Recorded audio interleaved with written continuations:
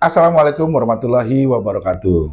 Bertemu kembali dengan gue Andi Bogel di konten Suara Misteri Channel. Dan sekali lagi gue berterima kasih yang sudah subscribe, like, and comment di channel gue. Semoga kebaikan kalian dibalas oleh Allah Subhanahu wa Ta'ala beribu-ribu kali lipat. Dan jika ada yang ingin bergabung dengan Suara Misteri Channel, silahkan hubungi gue di bawah sini.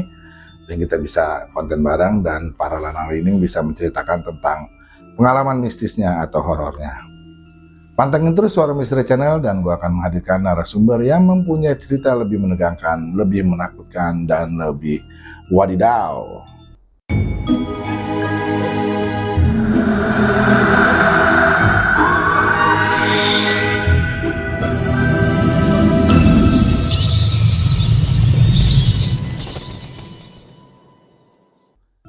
Dan di konten kali ini gue kedatangan my brother gue nih, yang mempunyai cerita sewaktu dia pergi ke daerah puncak ya waktu itu ya, ke daerah puncak yang dimana ternyata ada suatu kejadian mistis di tempat itu. Yuk sama-sama kita kepoin, kita dengerin kira-kira pengalaman mistis apa yang ada di narasumber gue pada malam hari ini.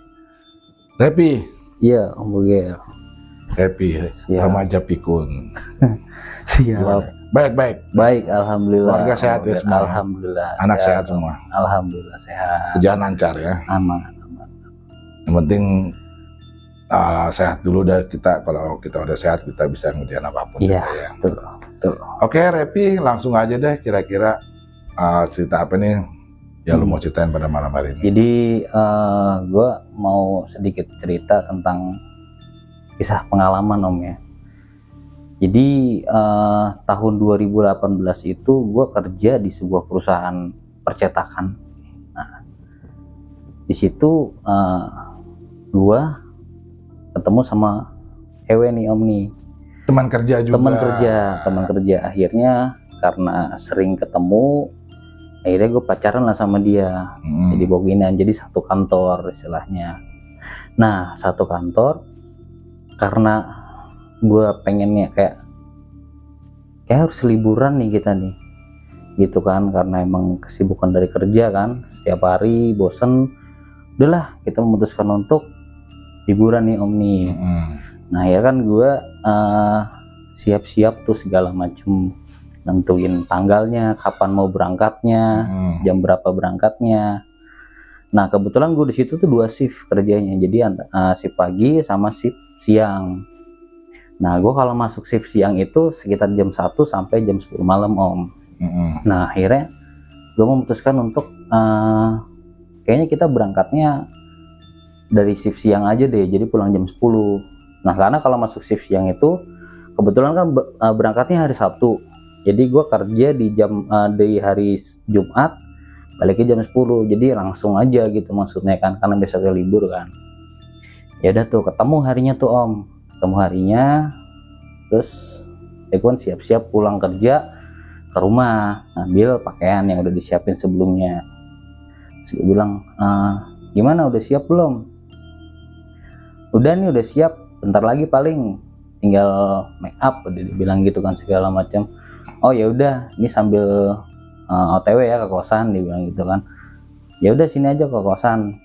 Nah gue ke kosan dia tuh sekitar jam setengah 12-an Om, setengah 12 gue ke kosan dia, nyampe di kosan dia malam, posisinya malam kan, pulang kerja malam. Akhirnya ya udah kita pelan-pelan aja lah, namanya malam kan, biar maksudnya santai lah, biar santai gitu kan, gak ada ngejar waktu juga. Gak ada ngejar waktu. Udah dia siap dari kosan, akhirnya kunci pintu kan, akhirnya gue jalan tuh Om. Gue jalan ke sana, aman tuh, sama perjalanan tuh aman gitu kan. Nah di sana itu gue juga kayak belum tahu mau kemana, jadi tujuannya tuh udah liburan aja lah, nyari udara segar lah, refresh aja gitu kan. Terus besokannya balik gitu kan, ngopi aja lah istilahnya di puncak. Ya udah tuh akhirnya jalan sampai sana, hujan di tengah jalan tuh di daerah Parung, pas yang flyover tol tuh, jalan-jalan tol tuh, di situ hujan deras tuh. Akhirnya karena gue nggak punya persiapan jas hujan, berhenti dulu Om di situ kan, neduh dulu tuh. Neduh itu kurang lebih jam 2-an kalau nggak salah, sampai situ jam 2-an, karena emang naik motornya tuh santai jalannya kan, jadi pelan-pelan aja. Jam 2-an naduh di situ. Nah gue jalan tuh, akhirnya udah agak reda, gue jalan lanjutin lagi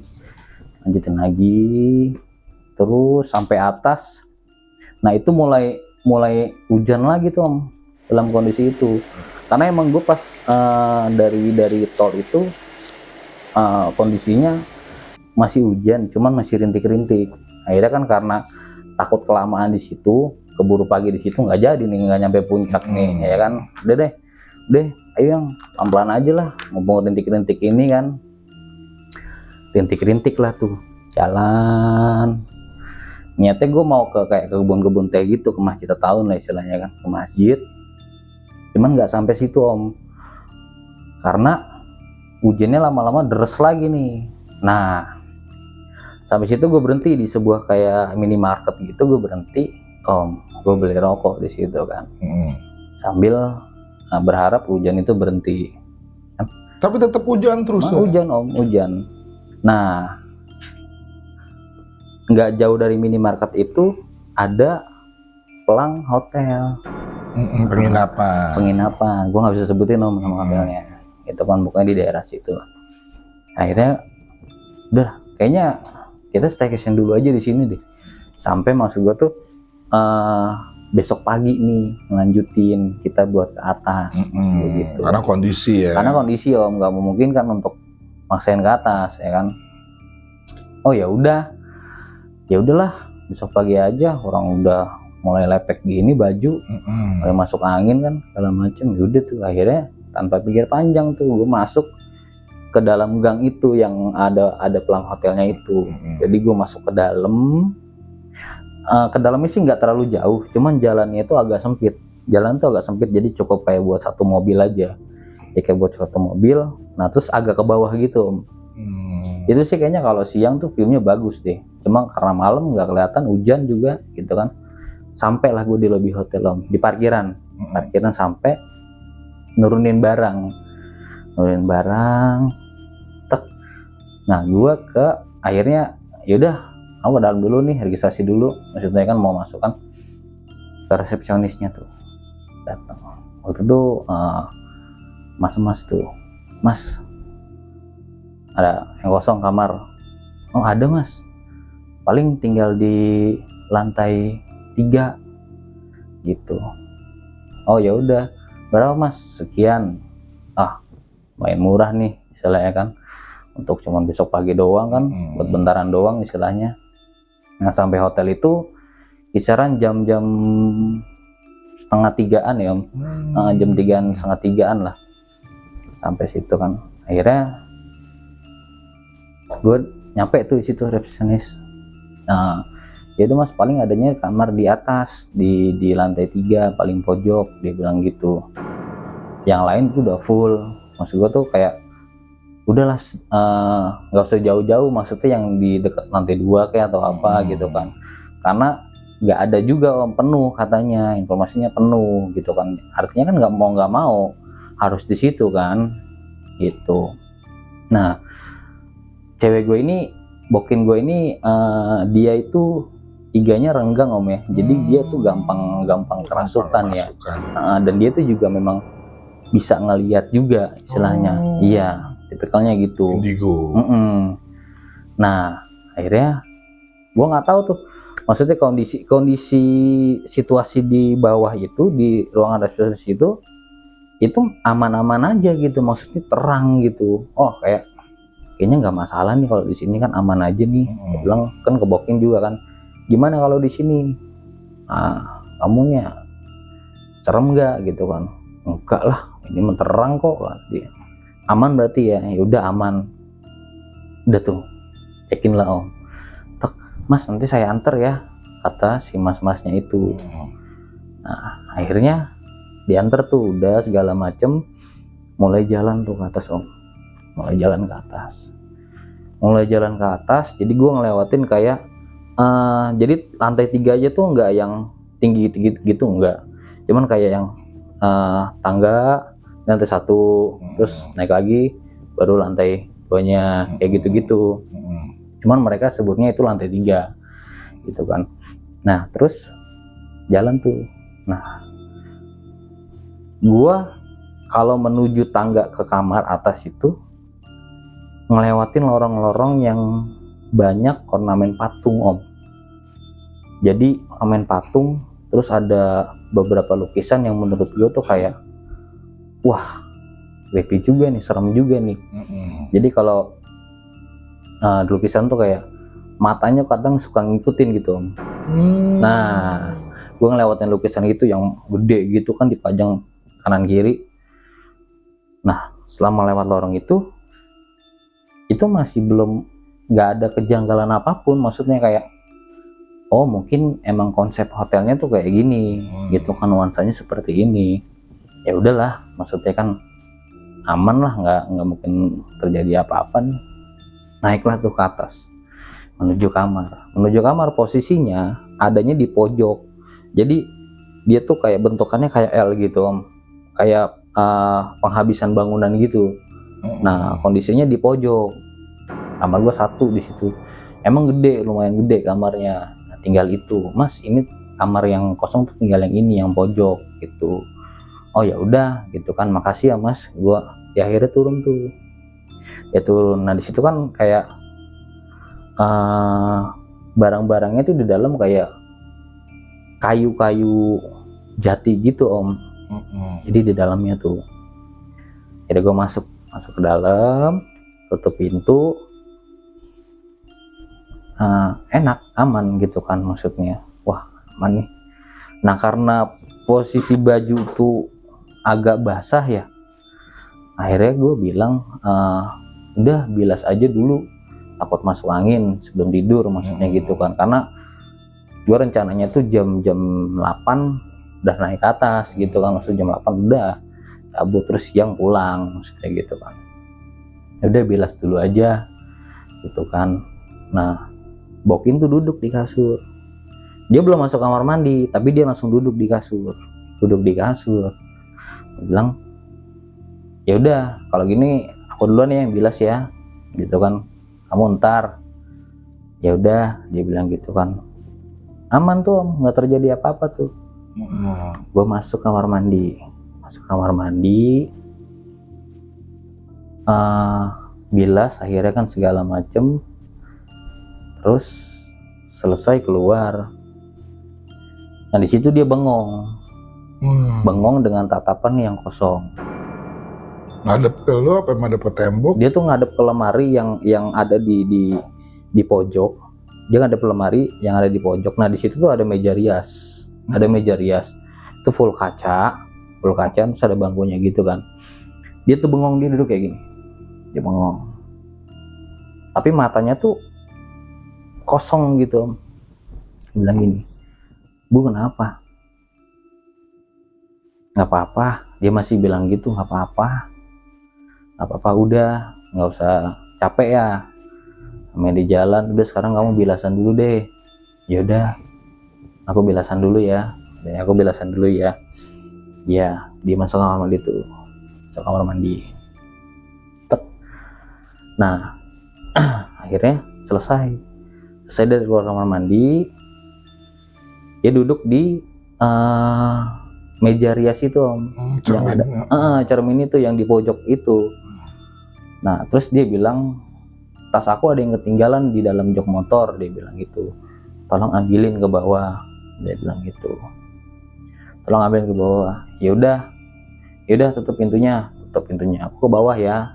Ya udah kamu ke bawah tuh aman itu, ke bawah segala macam, ngelewatin lorong itu lagi kan. Wah ini scare juga nih kalau sendirian nih. Iya, kalau tadi bertiga sih aman-aman aja nih, pas sendirian nih wah kayak ada yang ngeliatin nih gitu.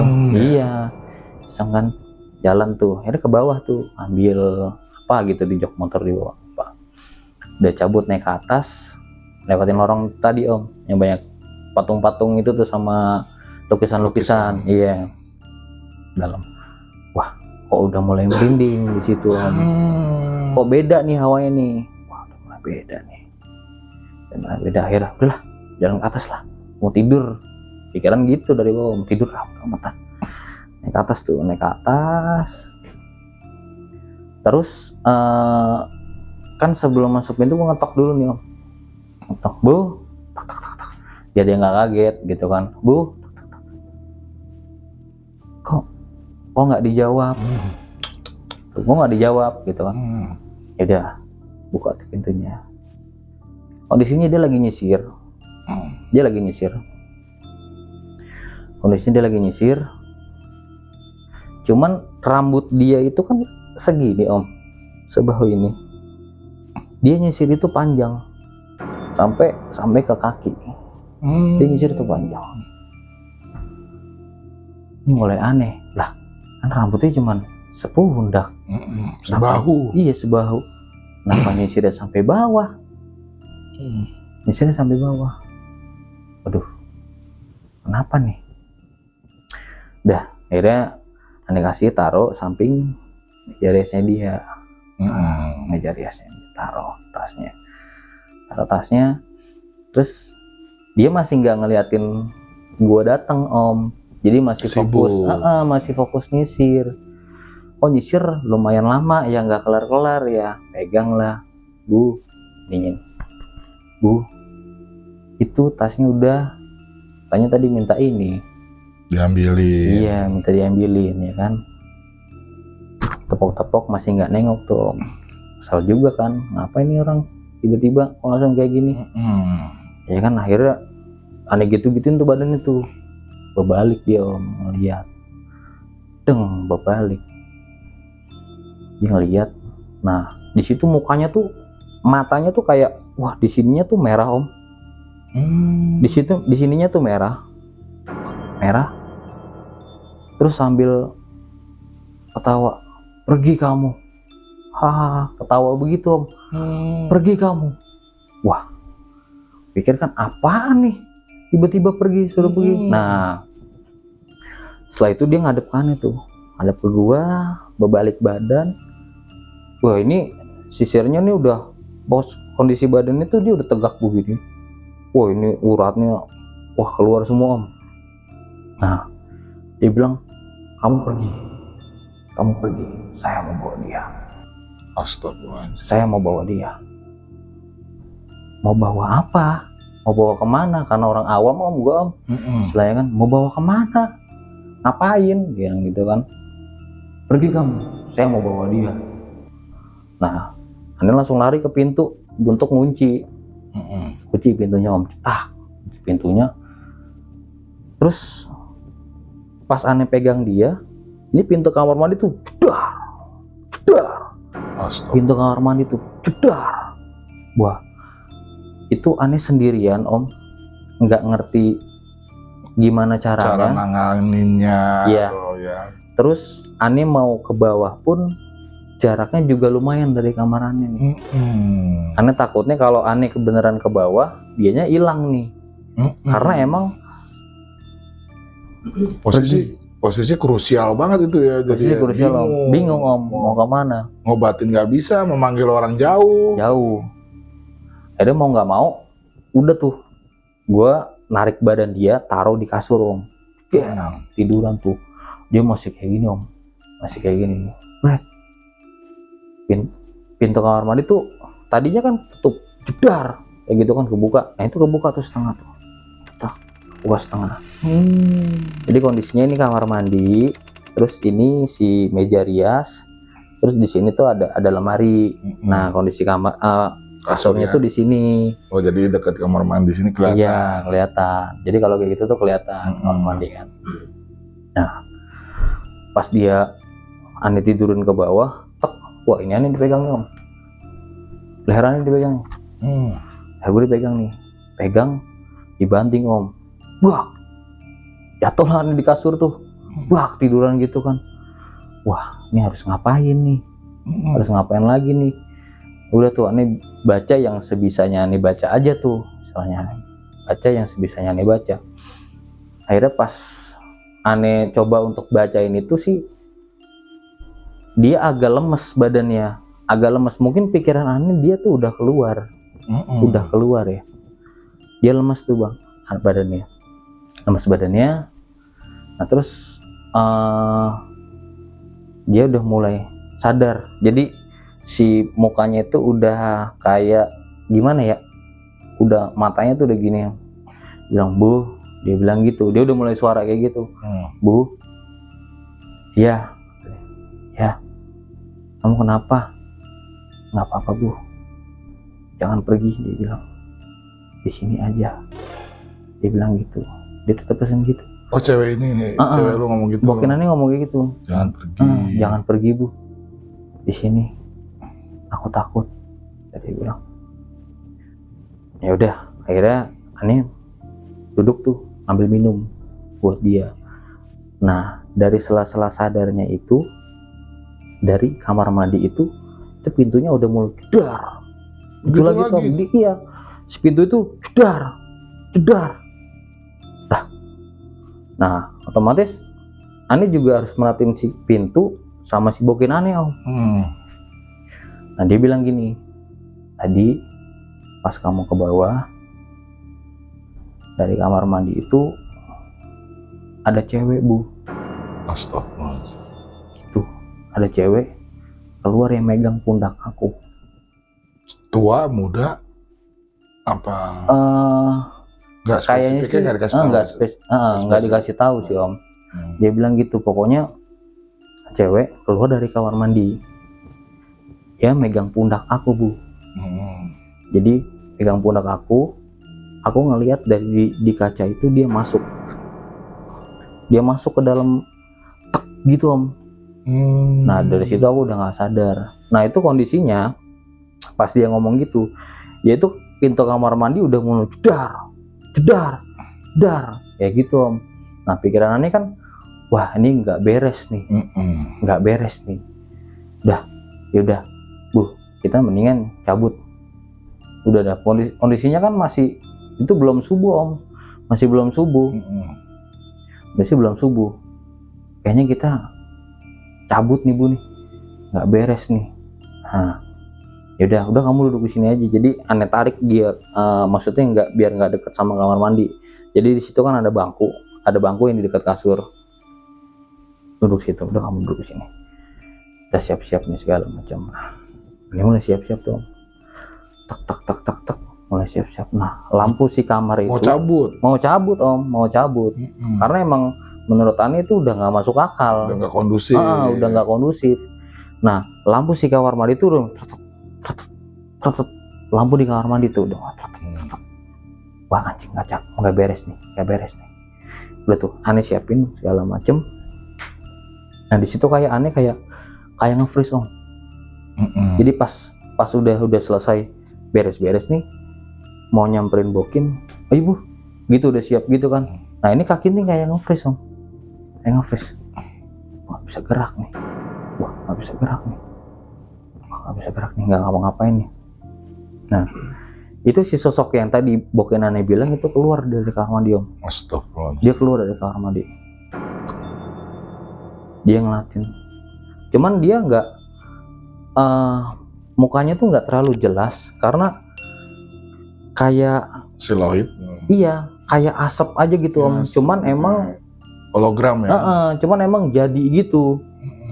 Masa di kamar mandi ada asap gitu kan? Nggak mungkin. Nah keluar tuh, gitu tuh, ke arah depan gitu, ke arah yang ini apa namanya? Pintu. Ke arah yang cermin itu. Aneh nggak bisa gerak om. Aneh ngeliatin kayak, wah itu yang dia tuh lama-lama awal keluar dari kamar mandi itu kayak asap menuju si cermin itu, si meja rias itu lama-lama udah mulai menjadi tuh. Ini panjang om. Bentuk. Cuman emang dia nggak ngadep kita nih.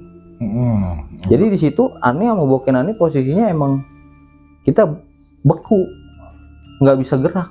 Kondisinya nggak bisa gerak. Akhirnya ya ke situ, ke arah cermin itu, udah tuh hilang tuh, dia hilang. Dia bilang ini kayaknya nggak beres Bu, udah ayo cabut. Ini aneh udah mulai lemas om, terus gemeteran juga posisinya gemeteran. Aneh pikir udah selesai, ya kan. Jam 4:30 aneh udah mulai keluar tuh dari kamar tuh, itu buru-buru om. Terus bokin aneh kan ininya sakit nih, pinggangnya sakit nih dia, ini sakit. Udah ayo buru-buru kita turun ke bawah, macam lewatin lorong-lorong itu masih nggak apa-apa tuh kalau di situ. Udah kita jalan akhirnya sampai tuh aneh di resepsionis, ngambil KTP segala macam, ngambil KTP. Yang tadinya aneh mau ke atas akhirnya nggak jadi om, karena emang kejadian itu, ya kan. Kondisinya juga masih belum terang langitnya, gitu kan, masih belum terang. Ya udah aneh akhirnya memutuskan untuk balik ke Tangerang tuh. Oh, balik ke rumah. Balik ke kosan, balik ke rumah karena kondisinya memang udah nggak memungkinkan untuk ke sana. Udah kita balik tuh akhirnya pagi, balik dari situ. Itu sepanjang jalan dia muntah om, pinggir jalan. Dia muntah. Aku mau muntah bu. Itu kan, oh yaudah mungkin pikiran aneh mual kali di jalannya. Aneh nggak berpikiran, wah dia bakal ngikut atau gimana nih. Enggak, karena mungkin setelah dia tadi ke yang cermin itu dia udah hilang gitu om, dia udah hilang gitu aja gitu kan. Nah, terus panjang jalan dia muntah, kita berhenti. Nah sampai di siang, sampai siang kita siang sampai di Tangerang. Nah ini nganterin dia pulang ke kosan dia, nah di situ kan dia ada adenya, dia jadi ngekos tuh berdua sama adenya, gitu. Aku bilang, Ken, ini titip ya, kalau tadi muntah-muntah di jalan nih. Nah ini nggak ngejelasin kejadian yang sebelumnya, gitu kan. Muntah-muntah nih di jalan. Oh ya udah mungkin masuk angin, dia bilang gitu. Nanti malam kalau misalkan masih muntah-muntah aja, mau gue bawa ke rumah sakit istilahnya om, klinik lah istilahnya, berobat. Iya ya udah, ntar aku kabarin, kata adiknya gitu kan. Nah sore nih belum ada kabar. Oh mungkin oke lah gitu kan, mungkin masih istirahat lah segala macem. Habis maghrib dia ngabarin, Bu, Mbak Intan kok bengong ya? Dia bilang gitu bang, Mbak Intan kok bengong ya? Dari tadi aku udah ngajak ngobrol loh, dia bilang gitu. Kok malah melengos mulu, dia bilang gitu. Akhirnya kenapa ya? Udah kesini aja, dia bilang gitu kan. Habis maghrib tuh udah kesini aja, dia bilang. Nggak tahu kenapa nih. Ya udah, akhirnya dari rumah tuh meluncur ke kosannya dia, sampai istilahnya kan Isa. Nah aneh datang tuh ke kosan dia om, aneh ketok tuh, dibukain pintu sama adenya kan. Nah bokin aneh ini dia masih ngeliatin aneh om. Jadi pas buka, nah dia ngeliat gitu tuh, tapi matanya tuh yang tajam om. Dia tajam. Dia bilang, wah kenapa nih ya? Apa jangan-jangan yang di sono ngikut? Dia bilang gitu. Terus aneh bilang kan, nah kondisi kosannya kan di depan itu ada mamang-mamang lah istilahnya kan, kosannya berderet gini om. Nah di sini tuh ada tetangganya yang bisa tuh istilahnya kan. Nah aneh belum manggil dia karena kan waktu itu kan belum kenal juga. Akhirnya pas aneh pegang, aneh samperin tuh bokin aneh pegang, wah itu aneh digini dong, tak, wah berat juga tangannya nih. Wah jangan-jangan dia nih. Nah dia udah mulai berdiri tuh om. Dia berdiri yang percis sewaktu di kamar itu lihatnya. Jadi yang gue mulai gitu om, kepalanya tuh begini, kepalanya gini. Dia bilang gini, pergi kamu, saya akan bawa dia. Oh. Wah ini yang tadi nih, pergi kamu, saya akan bawa dia. Dia bilang jangan, nggak bisa. Apain dibawa? Orang di sini udah pergi kamu. Dia bilang gitu kan. Akhirnya aneh pegangin berdua sama adiknya tuh. Saya pegangin berdua sama adiknya. Itu nggak bisa om. Emang tenaganya lebih besar. Lebih besar. Nah, akhirnya aneh memutuskan untuk ngotok-ngotok yang di depan kosan dia. Di kosan dia. Dia bilang, aneh bilang, bang, minta tolong. Itu kesurupan. Minta tolong dikeluarin. Dia bilang gitu. Tolong dikeluarin. Oh iya, ya sebentar. Nah, kondisinya dia udah yang begitu om. Udah jadi lah ya. Iya udah jadi. Segala macem. Akhirnya dia bilang keluar tuh si mama itu buat nyamperin. Nah bertiga nih keluar nih. Pegang tuh om, istilahnya. Tak. Pegang. Terus akhirnya mau dikeluarin. Si mamang ini bertiga dia muntah. Oh. Gak bisa muntah. Akhirnya mungkin dia mencoba untuk berkomunikasi. Karena kan kita juga nggak tahu di tempat itu bekas apa, gitu kan. Kita juga niatnya kan cuma istirahat om. Kita niatnya untuk istirahat. Ada dipegangin tuh om. Akhirnya dia cerita dia mau bawa dia, nggak tahu mau bawa kemana. Pegangin. Nah dia baru cerita tuh yang ada di bokinannya tuh. Nah ceritanya pernah ada salah satu pengunjung yang pernah tamu di hotel itu yang pernah mati om. Yang pernah mati di situ. Nah dia cerita itu. Meninggalnya kenapa? Bunuh diri? Kalau meninggalnya aneh juga nggak tahu. Nah dia juga sepasang sama kayak aneh.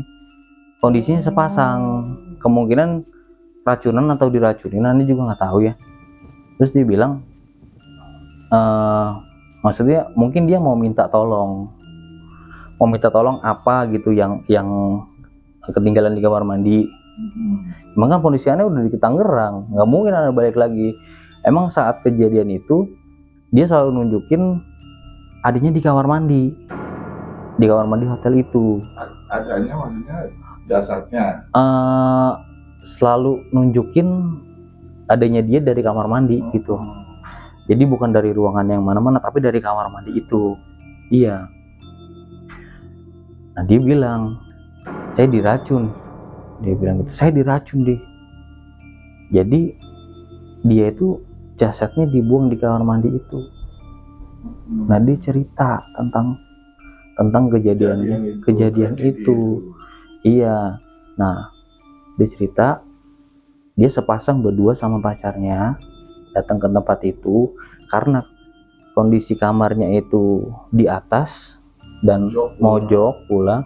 Terus dia berdua. Nah dia dibuatin minuman om, akhirnya diminum sama si cewek itu.